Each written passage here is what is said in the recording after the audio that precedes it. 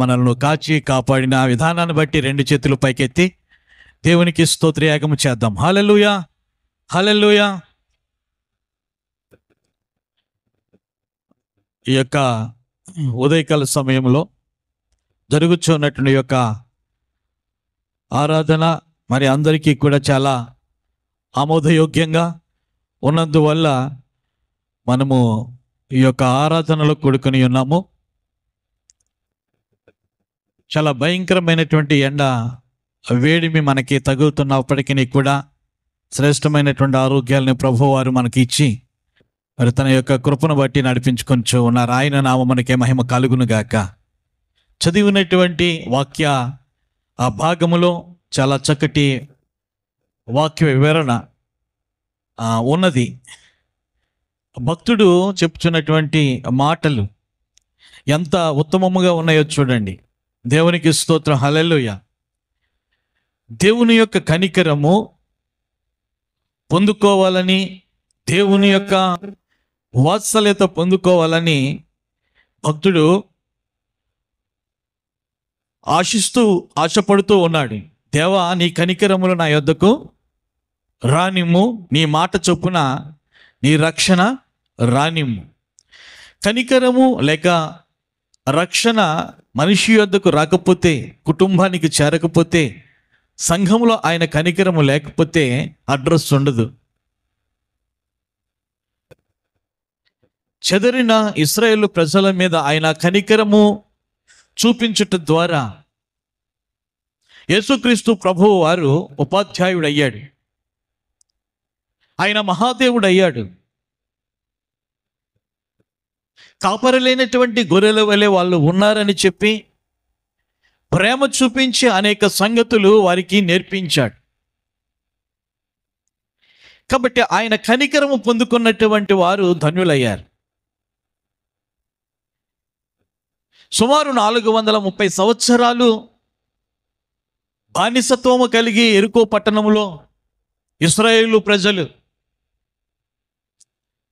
Egypt దేశములో ఇశ్రాయేలు ప్రజలు చెరలో ఉన్నప్పుడు లేక బానిసలుగా ఉన్నప్పుడు వాళ్ళ మీద కనికరపడ్డాడు దేవుడు. దేవునికి స్తోత్రం, హల్లెలూయా. వాళ్ళ మీద వాత్సల్యత చూపాడు దేవుడు.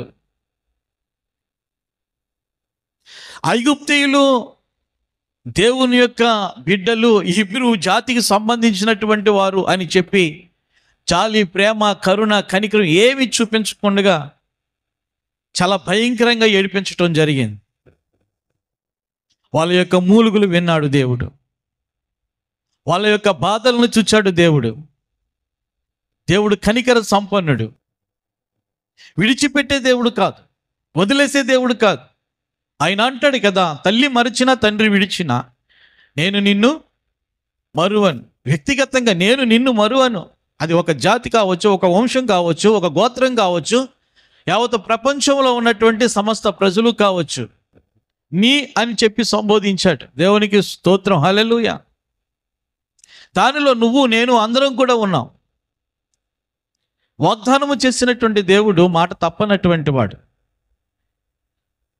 ఆయన యొక్క సాన్నిధ్యంలో ఆయన కనికరం పొందుకున్నటువంటి మనము ఆయనకిస్తూ ఉన్నటువంటి వాగ్దానాలను మనమైనా మర్చిపోతామేమో, కానీ ఆయన వాగ్దానము చేశాడంటే వాగ్దానము మరువనటువంటి వాడు. దేవునికి స్తోత్రం, హల్లెలూయా. ప్రభునందు ప్రియమైనటువంటి వారులారా, ఈ యొక్క 119వ కీర్తన 41 నుండి 48వ చరణం వరకు చూస్తూ ఉన్నటువంటి సమయంలో దేవుని యొక్క కనికరము కొరకు కాచుకుని ఉన్నాడు, రక్షణ కొరకు కాచుకుని ఉన్నాడు. అవి నాకు ఇస్తేనే నేనేం చేస్తాను, నిందించే వారికి నేను ఉత్తరం ఇస్తానని అంటున్నాడు. దేవునికి స్తోత్రం. ఎందుకు మనము ఇతరులకు నిందగా మారిపోవాలి? ఇతరులు మనల్ని చూసి నిందించు వారిగా ఎందుకు మనము బ్రాండ్ అయిపోతున్నాం? మనము అసలు సిగ్గుపడనివ్వని అన్నాడు కదా దేవుడు, తలగా చేస్తానని అన్నాడు కదా మన దేవుడు, మనకు వాగ్దానం చేశాడు. కానీ అన్య జనాంగంలో మనం జీవిస్తూ ఉన్నటువంటి సమయంలో మనకు సిగ్గు, లేకపోతే మనకు ఓటమి, లేకపోతే మనకు పరాజయము, లేకపోతే మనకి కీడు, లేకపోతే మనకు అపజయము ఎందుకు కలగాలి? ఎందుకు కలగాలి? ఎందుకు కలగాలి అంటే మన మీద ఆయన రక్షణ లేదు, మన మీద ఆయన కనికరము లేదు. మనము దేవుని బిడ్డలమని చలమని అయిపోతున్నాము, కానీ ఆయన చూస్తూ ఉన్నటువంటి సమయంలో ఆయన కనికరములైతే, ఆయన వాత్సల్యత మన మీద ఉన్నదా?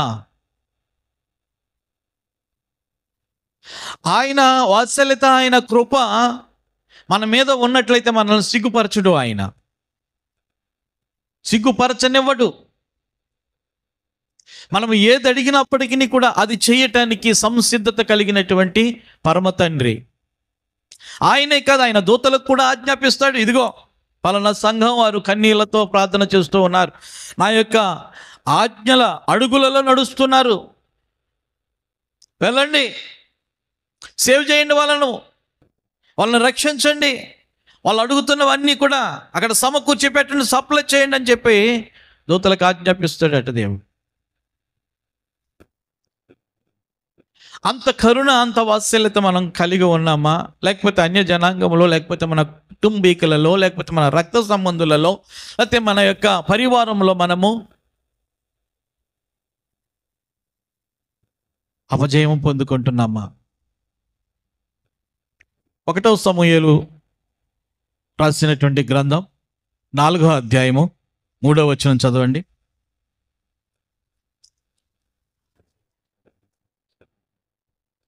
చాలా జాగ్రత్తగా ఆలకించండి. 226వ పేజీ, 4వ అధ్యాయము 3వ వచనం. కాబట్టి జనులు పాలెములోనికి తిరిగి రాగా ఇశ్రాయేలీయుల పెద్దలు, దేవాది దేవుడు నేడు మనలను ఫిలిష్తీయుల ముందర ఎందుకు ఓడించిన చాలండి. దేవుని యొక్క బిడ్డలు, దైవ జనాంగము, ఆ దైవ జనాంగములో ఉన్నటువంటి పెద్దలు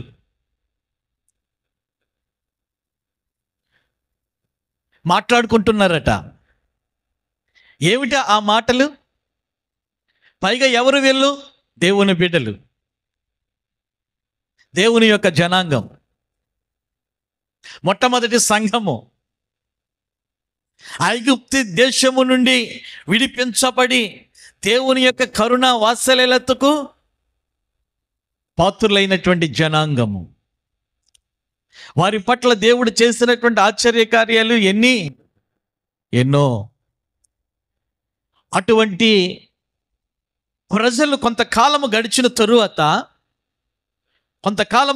తరువాత ఇశ్రాయేలీయుల పెద్దలందరూ కూడా కూడుకున్నారట. సంఘానికి పెద్దలు ఉంటారు కదా, అది ఏ సంఘమైనా సరే, ఏ సంఘమైనా సరే కొంతమంది పెద్దలు ఉంటారు. కమిటీలో పెద్దలు ఉంటారు. మోషే గారి ద్వారా ఈ కమిటీ ఏర్పడింది. ఆ కమిటీకి సంబంధించినటువంటి పెద్దలు, ఆయన గతించిపోయాడు. రాను రాను సమాజంలో పెద్దలు కూడా గతిస్తూ ఉన్నారు. అయితే ఆ క్రమము పోలేదు, క్రమం అనేది ఉంది.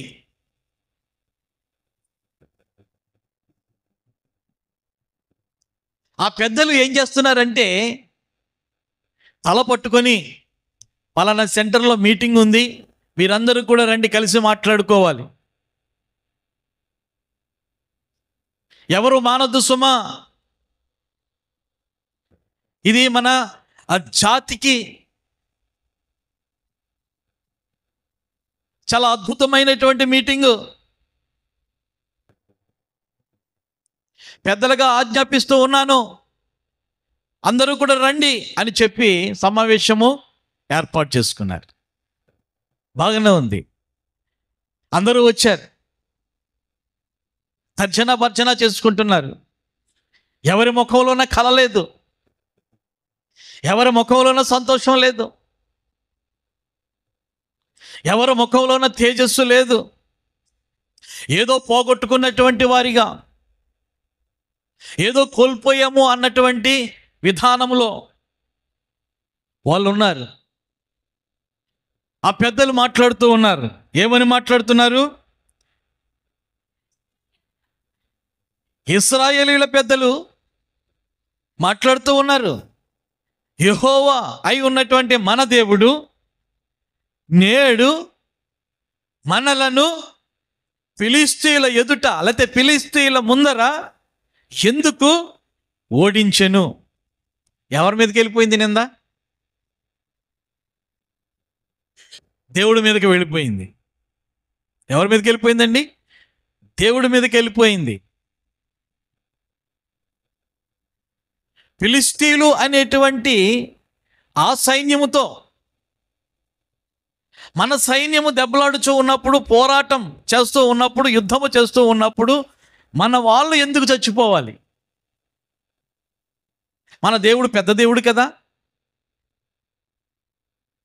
మన దేవుడు మన పక్షంగా ఉంటానని వాగ్దానం చేశాడు కదా. పైగా వాగ్దానం చేశాడు కదా, మీకు ముందర పోవువాడును నేనే అని చెప్పి అన్నాడు కదా. ఎర్ర సముద్రాన్ని పాయలు చేసి మనకి ఇచ్చాడు. మరి ఈరోజు ఈ విధంగా మన దేవుడు ఇశ్రాయేలీల ముందర ఏం చేశాడు? మనం ఓడిపోయేటట్లు చేశాడు. ఇది ఎంతవరకు సబబు? ఇది ఎంతవరకు సబబుగా ఉంది? పెద్దలమైనటువంటి మనం ఆలోచన చెయ్యాలి. ఎవరో పెద్దలమైనటువంటి మనము ఆలోచన చెయ్యాలి. చాలా చిత్రంగా ఉంది కదా. అసలు దేవుడు తన ప్రజలను ఓడిపోయేలా చేస్తాడా? ఓడిపోయేలా చేస్తాడా? సిగ్గుపరుస్తాడు ఆయన? సిగ్గుపరచనివని అంటున్నాడు. నువ్వు తోకవు కాదు, నువ్వు తల. నేను శ్రీమంతుడును, మీరు శ్రీమంతులే. నేను సైన్యములకు అధిపతియగు యెహోవాను. నేను మీ ముందర ఉన్నాను అంటే మీకు జయమే. కానీ మీ ముందర నేను లేను, మీకు అపజయం వచ్చింది. కారణం మీరు ఓడిపోయారు. ఎందుకు ఓడిపోయారు? మీరు ఎందుకు ఓడిపోయారు? ప్రజలందరూ కూడా, పెద్దలందరూ కూడా దాంట్లో ఇలా మాట్లాడుకుంటూ ఉన్నప్పుడు ఒక ఆయన లేచి, మనం ఓడిపోవటానికి గల కారణం ఏంటో తెలుసా కదా. మనం ఓడిపోవటానికి కారణం ఏమిటో తెలుసా? ఇల్లు కట్టుకున్నాం అనుకుందాం. ఇల్లు కట్టుకున్న తరువాత ఒక 2 నెలలు 3 నెలలు బాగా జీవించిన తరువాత ఎవరికో ఆరోగ్యం బాగోలేదు ఇంట్లో కదా. ప్రార్థన జరిగింది కదా. ప్రార్థన జరిగింది. పాస్టర్ గారికి కానుక ఇచ్చారు. మందిరానికి వెళ్తున్నాం. అన్నీ బాగానే ఉన్నాయి. కానీ ఆ యొక్క ఇంట్లో యజమానులకి తేడా చేసింది. తేడా చేస్తే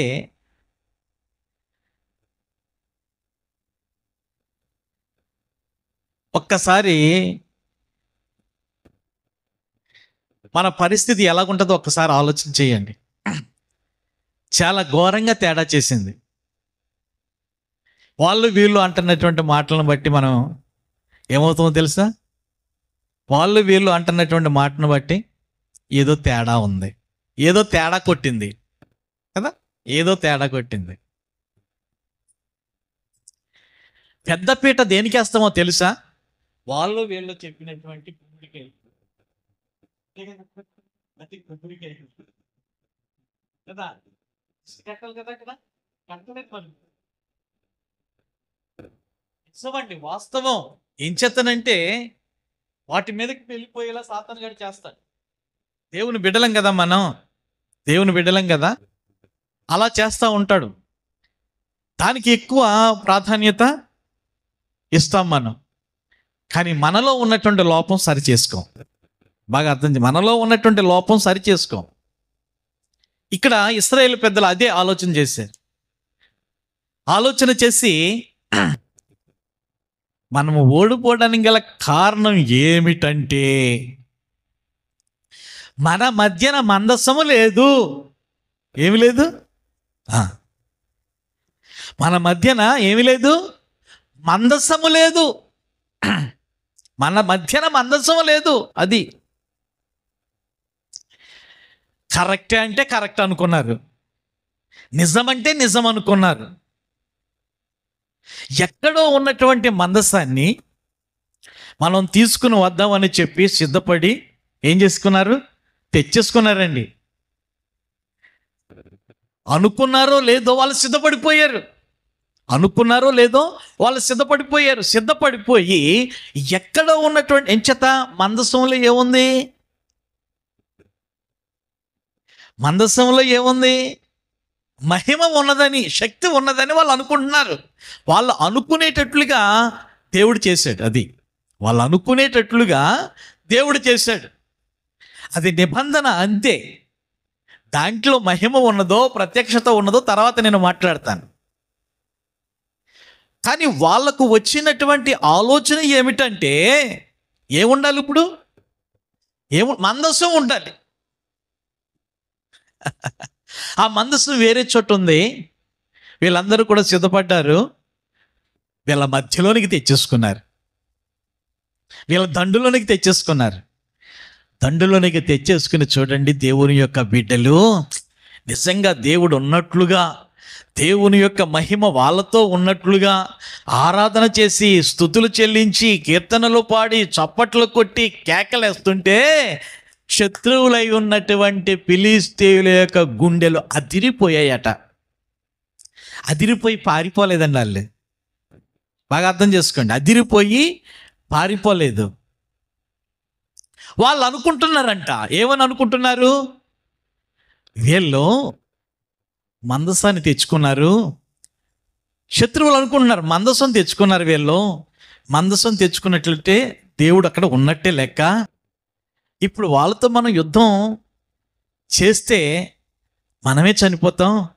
అయినప్పటికీ కూడా మీరు సిద్ధపడండి అని చెప్పి ఫిలిష్తీయులు సిద్ధపడి యుద్ధం చేస్తున్నారట. ఫిలిష్తీయులు సిద్ధపడి యుద్ధం చేస్తున్నారంట. ఎవరితోటి?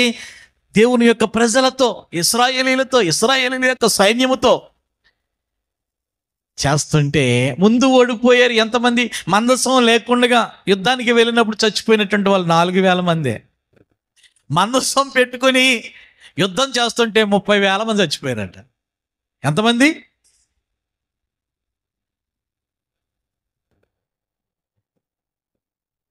ఎంతమంది చచ్చిపోయారు? 30,000 మంది. మరి మందసం రక్షించాలి కదా, మందసం కాపాడాలి కదా.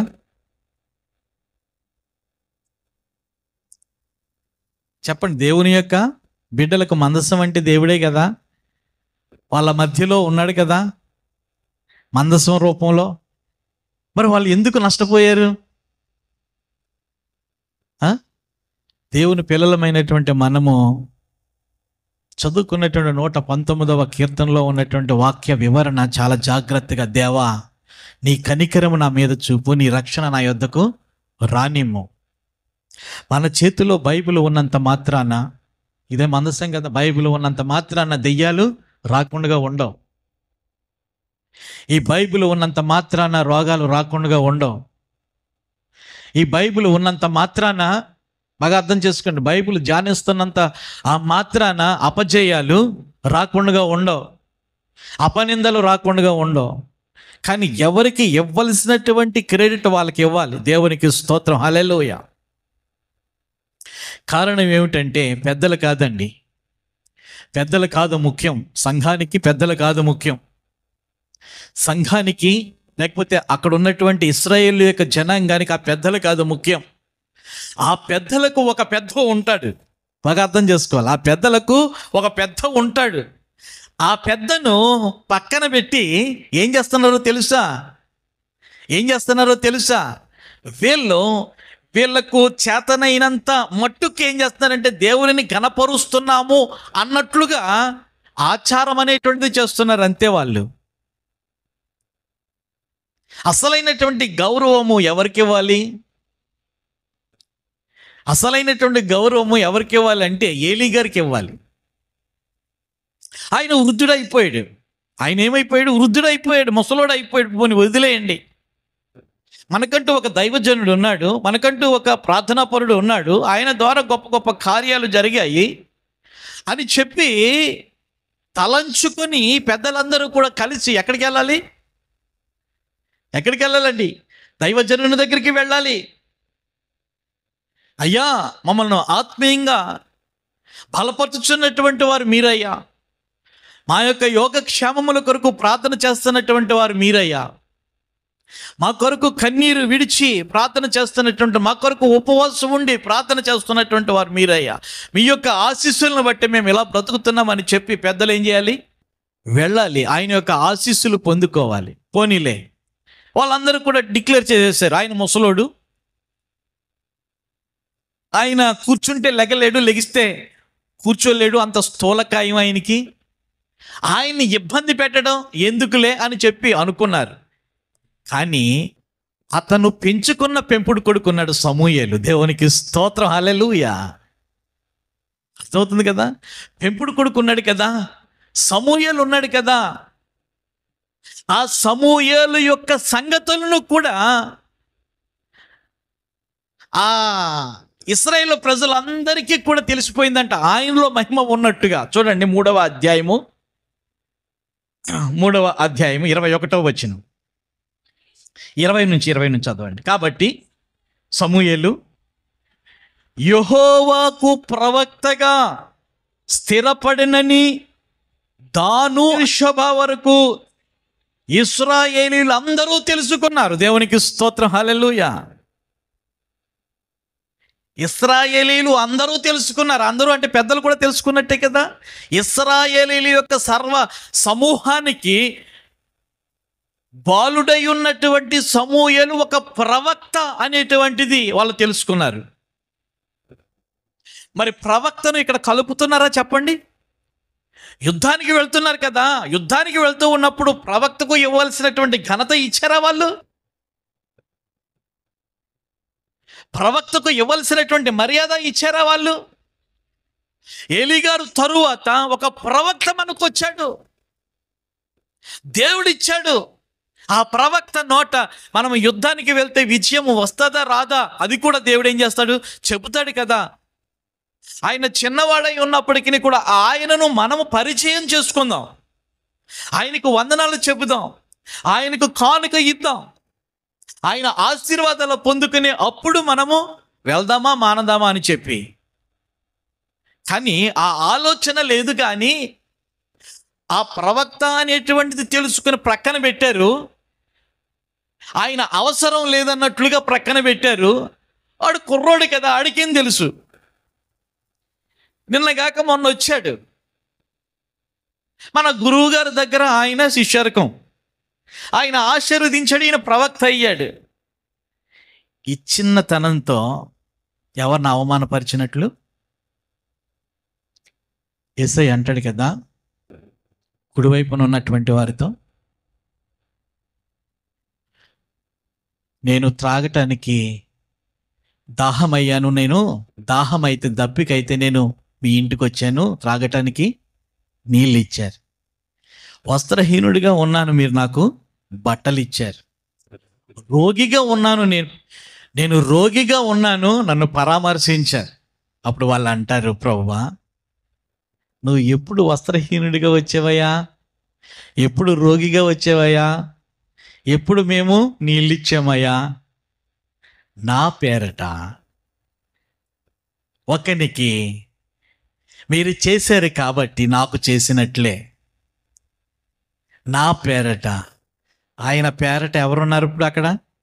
సమూయేలు ఉన్నాడు. దేవుని పేరట ఎవరున్నారు? సమూయేలు ఉన్నాడు.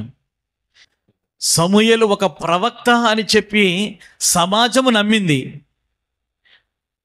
సమాజము నమ్మినప్పుడు ఈ యొక్క పెద్దలు ఎందుకు తిరస్కరించాలి? ఎందుకు విస్మరించాలి? చేయవలసినటువంటి మర్యాద, చేయవలసినటువంటి పూజ ఎవరికి చేయాలంటే ఒక ప్రవక్తకు చేయాలి. ఒక ప్రవక్తను సన్మానించాలి, గౌరవించాలి, ఆయన మాట ప్రకారము నడవాలి. అది లేకుండా వీళ్ళు దేనికి ప్రాధాన్యత ఇచ్చారంటే మందసానికి ప్రాధాన్యత ఇచ్చారు. ఒక వస్తువు ఎప్పుడు కూడా పూజకు అర్హమైనటువంటిది కాదండి. ఒక వస్తువు ఎప్పుడు కూడా పూజకు అర్హమైనటువంటిది కాదు. అది దానిలో ఎప్పుడు కూడా దేవుని యొక్క శక్తి ఉండదు. పూజనీయుడై ఉన్నటువంటి దేవుడు ఆత్మస్వరూపి, అంతే. ఆ ఆత్మస్వరూపుడై ఉన్నటువంటి దేవుడు నీలోన ఉన్నాడు, నాలోన ఉన్నాడు, అందరిలోన కూడా ఉన్నాడు. ఆయనని గౌరవించినప్పుడు అక్కడ విజయం వచ్చింది కదా. దేనికి ప్రాధాన్యత ఇస్తున్నారంటే ఆ చెక్కకి ఇస్తున్నారు, ఆ చెక్క పెట్టికి ఇస్తున్నారు. లోగడ అది ఉన్న చోట జయము పొందుకున్నారు. కాబట్టి ఏం చేస్తానంటే యోర్దాను నది పాయలు ఏమైపోయింది, 2 పాయలు అయిపోయింది కదా. అది జ్ఞాపకం వస్తుంది. ఆనాడు దేవుణ్ణి గణపరిచినటువంటి ప్రవక్తలు ఉన్నారు, దేవుణ్ణి గణపరిచినటువంటి యాజకులు ఉన్నారు, కాబట్టి 2 పాయలు అయింది. ఆ మందస్సం వల్ల కాదు. అర్థమైంది కదా, మందస్సం వల్ల కాదు. ఇప్పుడు వీళ్ళలో ప్రార్థన లేదు, వీళ్ళలో వాక్యం లేదు. దేనిని గౌరవిస్తున్నారంటే మందసాన్ని గౌరవిస్తున్నారు. ఎందుకు వచ్చింది చెప్పండి, ఎందుకు వచ్చింది? అలాగనే ఒక క్రొత్త ఇల్లు కట్టుకుంటున్నటువంటి సమయంలో ఏదైనా కొన్ని పరిస్థితుల వల్ల రోగికి కనుక మారినట్లయితే ఆ రోగానికి సంబంధించినటువంటిది ఎందుకు వచ్చింది అని చెప్పి తర్జన భర్జన చేసి మరలా ఏం చేయాలి? మనము చేయవలసింది చేయాలి. దేవునికి స్తోత్రం, హల్లెలూయా కదా. చేయవలసింది. ఒక 30 లక్షలు ఎట్టో లేకపోతే 20 లక్షలు ఎట్టో ఇల్లు కట్టుకుంటారు. దేవుని సేవకునికి ఎంత ఇస్తారు చెప్పండి? ఇచ్చేం కదా కానుక, అంతే కదా, ఇచ్చేం కదా కానుక. దైవజనుడు అనుకుంటాడు, ఈయన లక్షలు పెట్టి కట్టుకున్నారు, టైల్స్ చేయించుకున్నారు, అబ్బా సీలింగ్ చేయించుకున్నారు, అబ్బా బెడ్రూమ్లో పోనీలే ఒక 5,000 రూపాయలు దేవుడు కానుక ఇప్పిస్తాడు అని దైవజనుడు అనుకుంటాడు. ఎంత ప్రార్థన చేయించుకుంటారు చెప్పండి? బేస్మెంట్ దగ్గర నుంచి ఆయన ఖాళీ ఉన్నా లేకపోయినా. నేను చెప్పేది నిజం, సత్యం, గమనించండి. ఎందుకు నష్టపోతున్నారు సంఘం ఎందుకు అందరిలోనూ కూడా సిగ్గు కలిగే విధంగా దేవుడు చేస్తున్నాడు అన్నట్లుగా మర్యాద అనేటువంటిది, గౌరవం అనేటువంటిది, ఒక ప్రత్యేకమైనటువంటి ఆహ్వానం అనేటువంటిది దైవజనునికి ఇవ్వకపోతే అందరిలోనూ కూడా మనం నష్టపోతామండి. అందరిలో కూడా నష్టపోతాం. తర్జన భర్జన అనేటువంటిది చేసుకోవాలి. పెద్దలు తర్జన భర్జన చేసుకున్నారు, కానీ ప్రవక్త గుర్తుకు రాలేదండి. మనకు కూడా తర్జన భర్జన చేసుకుంటాం. అయ్యో ఇంత ఘనంగా చేసాం కదా, ఇంతమంది వచ్చారు కదా, పాస్టర్లు ఇంతమందికి ఇచ్చాం కదా, ఇంతే. కానీ వాళ్ళు ఏదో అంటూ ఉన్నటువంటి సమయంలో దానికి ప్రాధాన్యత ఏం చేస్తారండి? ఆ వస్తువునే దేవుడిగా, ఆ వస్తువునే ప్రధానం చేసుకుని ఏం చేస్తారంటే ఏదో మొత్తం మీద. కానీ సరిదిద్దుకునేది ఏది? సరిపెట్టేసుకున్నారు కానీ సరిదిద్దుకునేది ఏది? దేవునికి స్తోత్రం, హల్లెలూయా. పెళ్ళిళ్ళు అయినప్పటికీ కూడా, ఇల్లులు కట్టుకున్నప్పటికీ కూడా, ఫంక్షన్లు చేసుకున్నప్పటికీ కూడా పేరు రావాలని 1,00,000 రూపాయలు ఖర్చు పెడితే ఏముంది? 10 లక్షలు ఖర్చు పెట్టాలి, 10 రకాల కూరలు వేయాలి, అంతే. కానీ దైవజనుడు ఏమైపోతున్నాడు?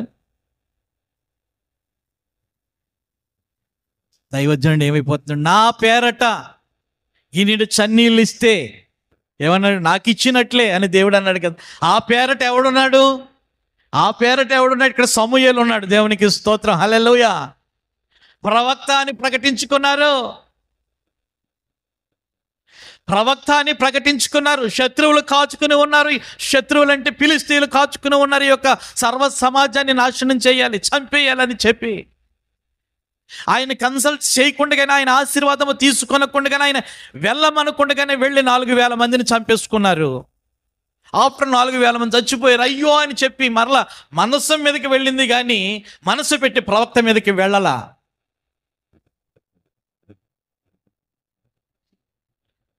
ప్రవక్త అవసరంలా, దైవజనుడు అవసరంలా అన్నట్లుగా. అందుకే నష్టపోయారు వాళ్ళు. మందసం ఉన్నంత మాత్రాన కాదు, ప్రార్థన ఉన్నంత మాత్రాన కాదు, మన యొక్క భక్తి బాగున్నంత మాత్రాన కాదు. ఎవరికి ఇవ్వాలి అక్కడ ప్రాధాన్యత? ఒక దైవజనునికి, ఒక ప్రవక్తకు. సమూయేలు గారికి వయస్సుతో నిమిత్తం లేదు, నీతిని చూస్తున్నాడు ఆయన. మీకు నీతిగా ఉండునట్లుగా ఆ సమూయేలు నేను ఏం చేశాను. అప్పటికి కూడా ఇద్దరు కుమారులు ఉన్నారు. ఎవరికి చెప్పండి? ఎవరికి? ఏలీ గారికి ఇద్దరు కుమారులు ఉన్నారు. సభ్య సమాజానికి సిగ్గు తెచ్చే బ్రతుకులు బ్రతుకుతున్నారు వాళ్ళు. అది పాస్టర్ గారికి ఇద్దరు కుమారులు ఉన్నారు, కానీ వాళ్ళు సభ్య సమాజానికి సిగ్గు తెచ్చే విధముగా, ఇశ్రాయేల్ యొక్క సర్వ సమాజము క్షీణదశకు వచ్చే విధంగా వాళ్ళు బ్రతుకుతున్నారండి. దేవునికి ఘనత తెచ్చే విధంగా వాళ్ళ బ్రతుకులు లేవండి. కానీ దేవునికి ఘనత తెచ్చే విధంగా ఎవరు బ్రతుకుతున్నారంటే ఈ యొక్క పెంపుడు కొడుకు బ్రతుకుతున్నాడు, సమూయేలు బ్రతుకుతున్నాడు. సమూయేలుతో దేవుడు ఏం చేస్తున్నాడంటే మాట్లాడుతూ ఉన్నాడు. సమూయేలు, ఇదిగో నేను నీతో చెప్తూ ఉన్నాను, సరైనటువంటి పెంపకం పెంచలేదు ఏలీ గారు, నిన్ను పెంచుతూ ఉన్నటువంటి గురువు, ఆడి బ్రతుకు అయిపోయిందని చెప్పు, వాళ్ళ పిల్లల స్మాష్ అని చెప్పు. ఏం చేతనంటే దైవజనుడిగా నేను అపాయింట్ చేసుకున్నాను, నేను ఆశీర్వదించాను ఏలీని, పిల్లలను కూడా అందుకే ఇచ్చాను బాగా పెంచుకోమని. ఆడు చెప్పలా. రేపన్న రోజు నా కొడుకులు కూడా అంతే. దైవజనునిగా నేను ఎదుగుతున్నటువంటి సమయంలో నాకంటే గొప్పవారిగా ఉండాలి కదా పిల్లలు. అంటే నేను చెప్పుకోవాలి, చదువుకోండి ఎంత అద్భుతంగా 3వ అధ్యాయంలో ఉంటుందండి, ఏడుపు వచ్చేస్తుంది. ఆ సమూయేలు గారికి దేవుడు చెప్తూ ఉన్నటువంటి మాట నిజంగా చెమట పట్టేసింది. చెప్పలేదంట. నిజంగా నేను చెప్తే నాయనా నన్ను శపిస్తాడేమో ఏలీ గారు, నన్ను పెంచినటువంటి తండ్రి గురువు గారు. నేను చెప్పను అంటే దేవుడు మళ్ళీ ఏలీ గారికి కనబడ్డాడు. నేను సమూయేలుతో మాట్లాడాను, ఆ నిజమైనటువంటి మాటలు నువ్వు విను అన్నట్లుగా ప్రేరేపణ చేస్తే అప్పుడు ప్రమాణం చేయించుకుని నువ్వు చెప్తావా చెప్పవా? దేవుడు నా గురించి చెప్పాడు, నీతో మాట్లాడాడు, నువ్వు చెప్తావా చెప్పవా అని చెప్పి సమూయేలుని గద్దించాడండి. అప్పుడు చెప్తాడు పోసగుచ్చినట్టు. దేవునికి స్తోత్రం, హల్లెలూయా. చాలమ్మా. కాబట్టి ప్రభువునందు ప్రియమైనటువంటి వారులారా, ఒక దైవజనుడిగా ఎవరైనా సరే అది లెక్క అప్పచెప్పాలంతే. ప్రవక్తల కాలం నుండి దేవుని యొక్క ప్రేమ మారలా, దేవుని వాక్యం మారలా, దేవుని యొక్క నిబంధన మారలా. నేను ఈ ఫుల్ పిట్ మీద మాట్లాడుతున్నానంటే నా బిడ్డలు కూడా మంచి వాళ్ళగా ఉండాలి. వాళ్ళు యెహోవాను ఎరగనటువంటి వారే అనేటువంటి మాట రాయబడి ఎంత ఘోరం అండి, ఎంత ఘోరం. ఇశ్రాయేలీలు అంటే దేవుని యొక్క బిడ్డలు. దేవుని యొక్క బిడ్డలకు ఎలా ఉండాలంటే దేవుని యొక్క లక్షణము, దేవుని యొక్క పరిశుద్ధత, దేవుని యొక్క శక్తిని చూపించే వారిగా అభిషేకం పొందినటువంటి దైవజనులు అయిపోవాలి కదా. వాళ్ళతో మాట్లాడలే దేవుడు. ఎవరితో మాట్లాడుతున్నాడు? సమూయేలుతో మాట్లాడుతున్నాడు. సమూయేలును ప్రవక్తగా అభిషేకించేసాడు దేవుడు. హల్లెలూయా. అటువంటి గొప్ప శక్తి కలిగినటువంటి దైవజనుడిని ప్రక్కన పెట్టి దేనికి విలువనిస్తున్నారండి? దైవజనుడినే గనక గౌరవించినట్లయితే ఇంట్లో సిలువ అవసరంలా. అర్థమైందా? మెల్లో సిలువ అవసరంలా. దైవజనుడికి ఇచ్చే రెస్పెక్ట్ ఈనాడు యేసన్న గారి యొక్క సంఘాలు, లేక బైబిల్ మిషన్ ఎవరు దేవదాసయ్య గారి యొక్క సంఘాలు, దేవునికి స్తోత్రం. దేవదాసయ్య గారి యొక్క సంఘాలను చూస్తే ఎక్కడా కూడా ఫారెన్ కరస్పాండెన్స్ లేదు. యేసన్న గారి యొక్క సంఘాలు ఎక్కడా. కారణం ఏంటంటే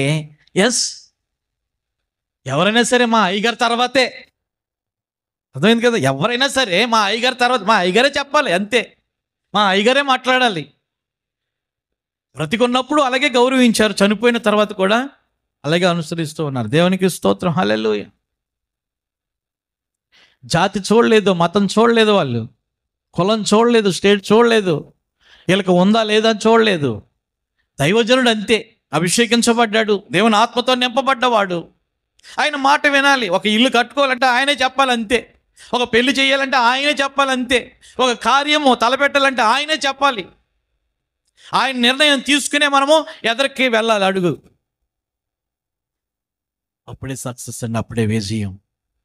అప్పుడు నింద రాకుండా చేస్తాడు దేవుడు. ఆమె నిందల పాలు కాకుండా చేస్తాడు దేవుడు. ఆమె అర్థమైందా? నిందలు పాలు కాకుండా చేస్తాడు. ఈ యొక్క పాత నిబంధన గ్రంథంలో ఇక్కడ ఇశ్రాయేలీలు ఓడిపోయారు. 2 సార్లు ఓడిపోయారు. ఒకసారి ఓడిపోయారు 4,000 మంది. మందసం పెట్టుకున్నారు, అప్పుడు 30,000 మంది చచ్చిపోయారు. అప్పటికి కూడా వివరం రాలేదు వాళ్ళకి. ఎంత వస్తుంది అంటారు దేవునికి కోపం? మీ మధ్యన మీ విజయము కొరకు, మీ ఆదరణ కొరకు, మీ ఆశీర్వాదాల కొరకు ఒక ప్రవక్తను పెడితే అతన్ని ప్రక్కన పెట్టి మీ సొంత నిర్ణయాలు తీసుకుంటున్నారా? మీకు నింద కాకపోతే ఏమొస్తుంది? మీకు సిగ్గు కలకపోతే ఏమొస్తుంది? మీకు ఓటమి కాకపోతే ఏమొస్తుంది రా అని చెప్పి దేవుడు ఏం చేశాడు? వదిలేస్తాడు. ఎవరికి ఇవ్వాలి మహిమ? ఎవరికి ఇవ్వాలి? దేవునికి స్తోత్రం. హల్లెలూయా, హల్లెలూయా. ఏం చేతనంటే ఆత్మీయ ఆహారము, లేకపోతే ఆత్మీయ ఎదుగుదల కొరకు, లేకపోతే ఇంకా ఇంకా దీవెనల కొరకు దైవజనులు ప్రార్థన చేస్తూ ఉన్నప్పుడు ఆ సొంత దైవజనుల యొక్క మాటకు రెస్పాన్స్ అయి గౌరవం ఇచ్చి మర్యాద ఇచ్చి నడుచుకుంటున్నటువంటి సమయంలో దేవుడు ఏం చేస్తాడు? ఆ యొక్క కుటుంబాలని ఎత్తుపట్టుకుంటూ ఉంటాడు. సొంత నిర్ణయాలు ఎప్పుడు కూడా తీసుకోకూడదు అంటే దాని అర్థం ఏంటంటే, మీకు ఒక దైవజనుని ఇచ్చాను కదా, ఆ దైవజనుని మీరు మాట్లాడి మీరు సంప్రదించండి, తర్వాత మీ నిర్ణయాలు తీసుకోండి అన్నట్లుగా స్వబుద్ధిని ఆధారం చేసుకోవద్దని చెప్పి సామెతల గ్రంథంలో రాయబడి ఉన్నటువంటి మాట. ఇక్కడ ఈ విధంగా ఓడిపోయారు కదా. ఇంకొక మాట యేసయ్య కాలంలో జరిగినటువంటిది. మార్కు సువార్త 9వ అధ్యాయము 28వ వచనం.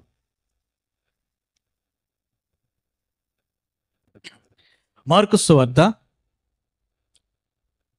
9వ అధ్యాయం 28వ వచనం.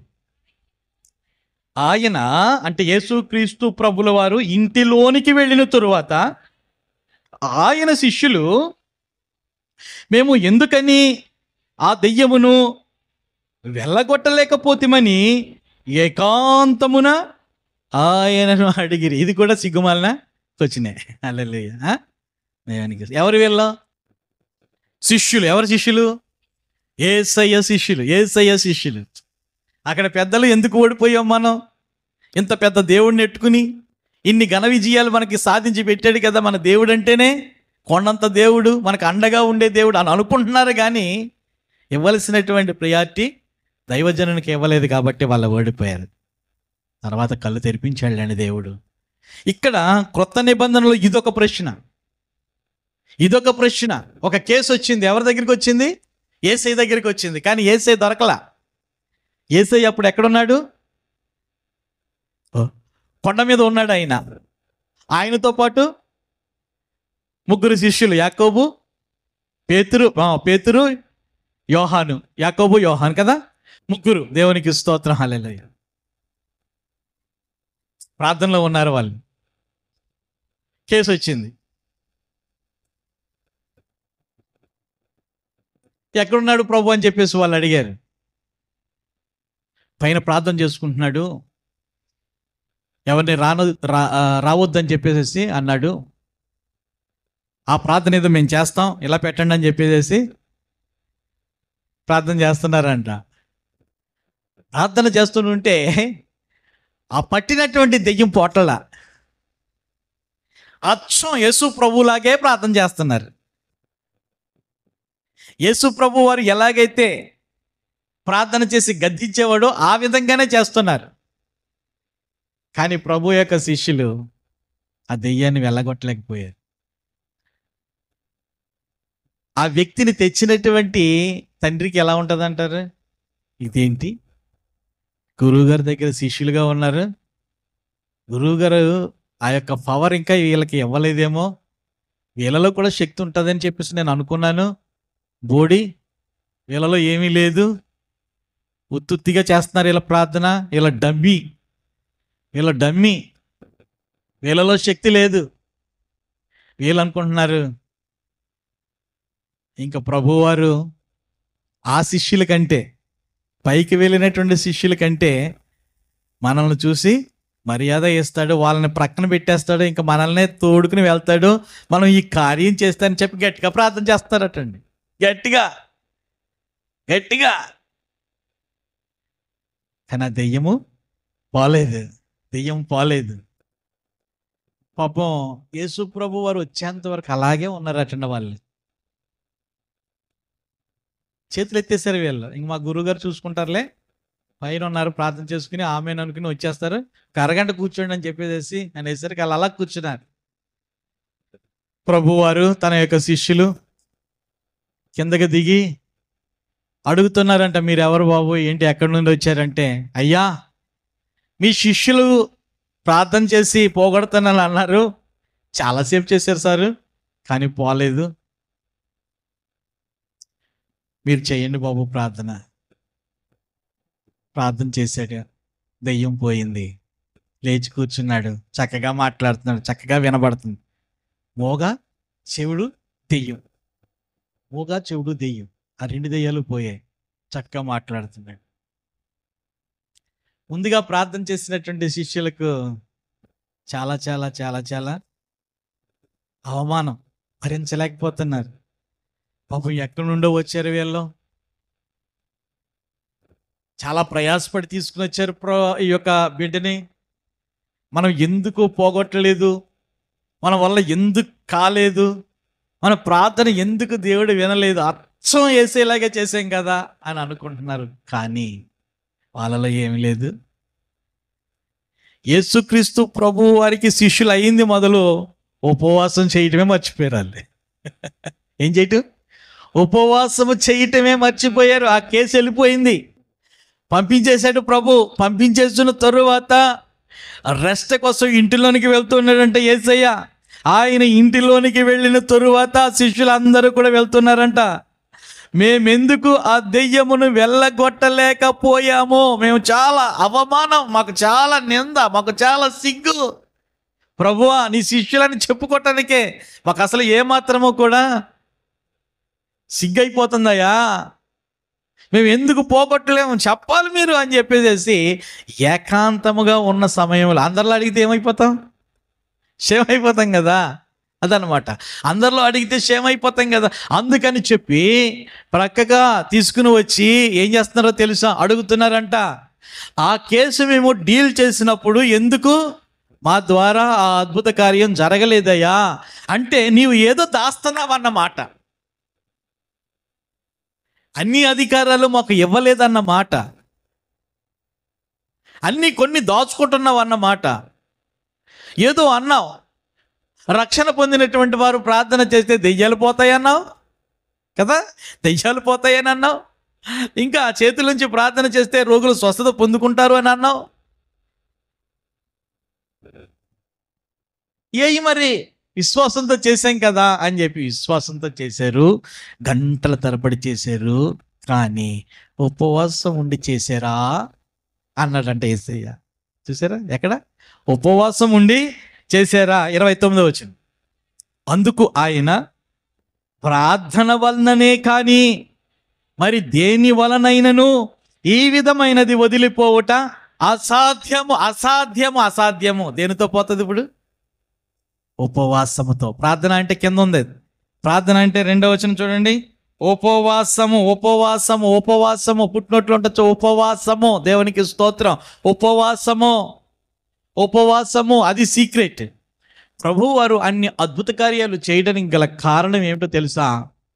ఆయన సేవ ప్రారంభ దినాలలో మొట్టమొదటిగా సేవకు రానప్పుడు 40 దినాలు ఆయన ఏం చేశాడు? రాత్రింబవళ్ళు ఉపవాసం ఉండి దేవుని యొక్క శక్తి, ఆయన దేవుని కుమారుడే కావచ్చు కానీ మానవుడిగా వచ్చాడు కాబట్టి మానవ లోకములో దేవుని యొక్క శక్తితో మనం బ్రతకాలి అన్నట్లుగా ఆయన ఏం చేశాడు తెలుసా? ఉపవాసము చేసి ఆయనతో పరిచయం ఏర్పడిన తర్వాత, ఆయన మినిస్ట్రీలో వీళ్ళందరూ కూడా జాయిన్ అయిన తర్వాత ఉపవాసం మానేశారు.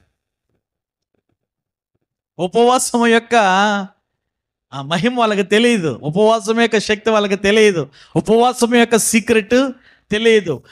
మరి ప్రభువా మీరు ఉపవాసం ఉన్నారు, ఆ ఉపవాసం మేము ఉండొచ్చా అని చెప్పి కూడా అడగలేదు వీళ్ళు. అర్థమైందా?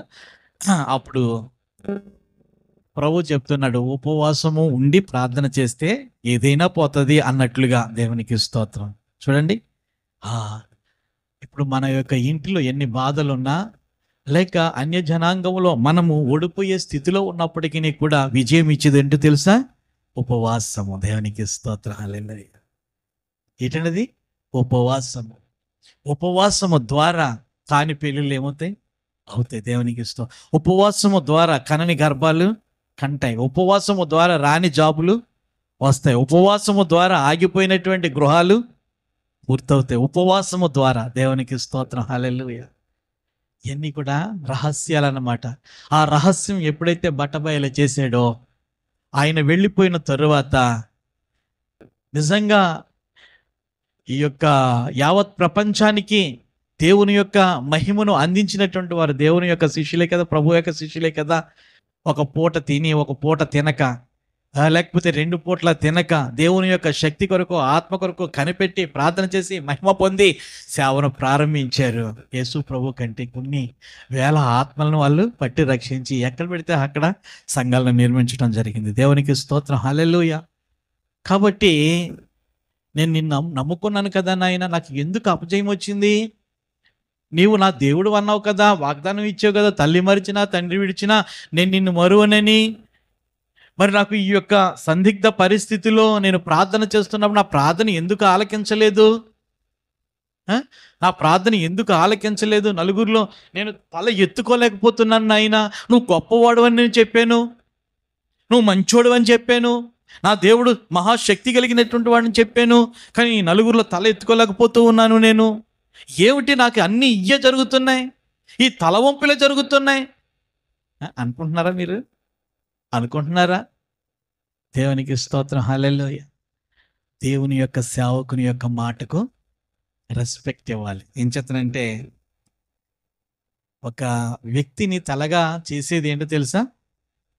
దేవుని యొక్క సేవకునకు రెస్పెక్ట్ ఇస్తేనే తల ఎత్తుకునే స్థితి దేవుడు చేస్తాడు, లేకపోతే అవమానమే.